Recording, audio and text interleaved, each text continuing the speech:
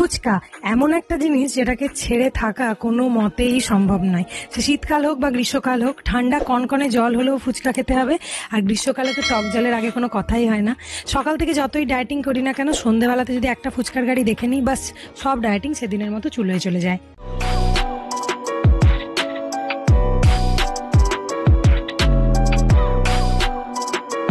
আজকে শুক্রবার, আমাদের বাচ্চাগুলোর আজকে একটু যোগা থাকে। আমরা তিনজনে একটুখানি ঘুরতে বেরিয়েছি।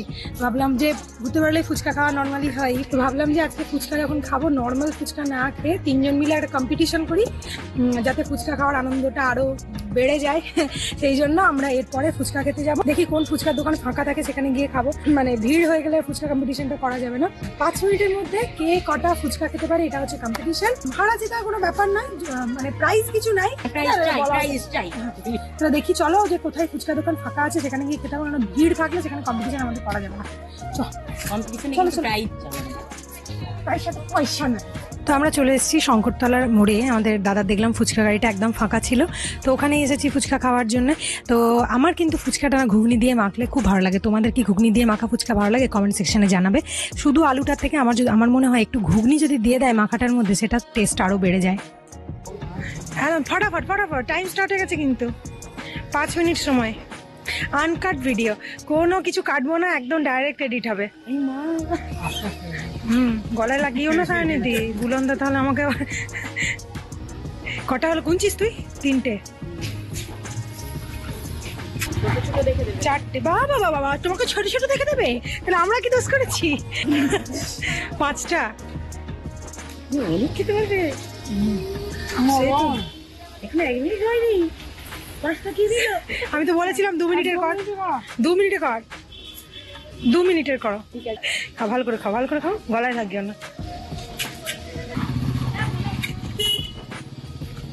9টা 10টা, 2 মিনিট দেখছে, এখন অনেক বাকি আছে। সায়নিধি বন্ধ করো। কেন? 1 মিনিট 30 সেকেন্ডে 10টা। তোকে দেখে মনে হচ্ছে তুই বেশি খাস।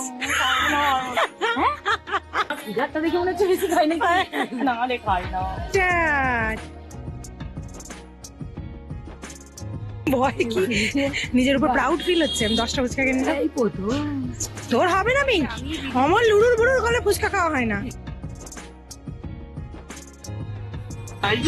হ্যাঁ, তো কি চাই বল? বুক ভরা ভালোবাসা আমি সবসময় দিতে পারো।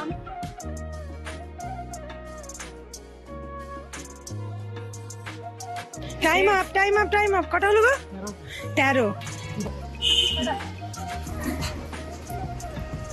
রিয়া দিদিমণি ফার্স্ট। বেকারের আমাদের নাম লিখিয়েছিল। কেন?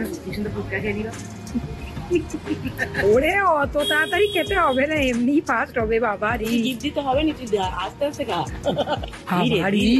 মুখটা নাচছে দেখো। ওকে হাসানোর চেষ্টা করছে কিন্তু একদম আছিস না। ভেবেছিলাম বিরাট একটা কিছু কম্পিটিশন হবে, কিন্তু কিছুই হলো না। ওরা তো খেতেই পারলো না। যে যায় দুজনকে নিয়ে এসেছিলাম, তারা একদমই খেতে পারলো না। ফাইনালি আমি জিতলাম। যাই হোক, মজাটাই মেন কথা ছিল। আর এই ফুচকা দেখে এখন এডিট করতে গিয়ে আমার যে জিভের কি অবস্থা, সেটা তোমাদের কি বলবো।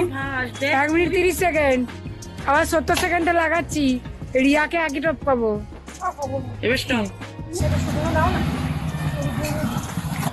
শুকনো ফাউ